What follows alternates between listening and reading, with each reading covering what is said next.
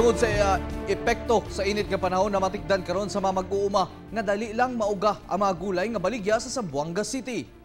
Hinay-hinay nang nabati sa mga mag-uuma ang kainit sa panahon sa Zamboanga City tungod sa kakulang sa tubig sa ilang mga pananom. Sama na lang sa talong ug siling labuyo. Busa plano nila nga magtanom sa og gulay nga dili kinahanglan og daghang tubig sama sa kalabasa, okra ug uban pa. Padayon ang monitoring sa Zamboanga City Agriculturist Office sa epekto sa init ngadto sa mga pananom sa mga mag-uuma samtang ginaandam sa mga programa ug tabang nga pwedeng itunol kanila. Nakatakda sab tukion sa Zamboanga City LGU ug Department of Agriculture Region 9 ang posibleng pagpaygayon og cloud seeding operation kung ugaling mo grabe ang sitwasyon sa syudad.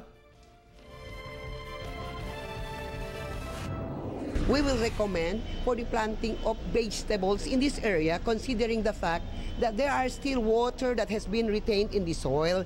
So we will be expecting for El Nino that we will be more or less having more vegetables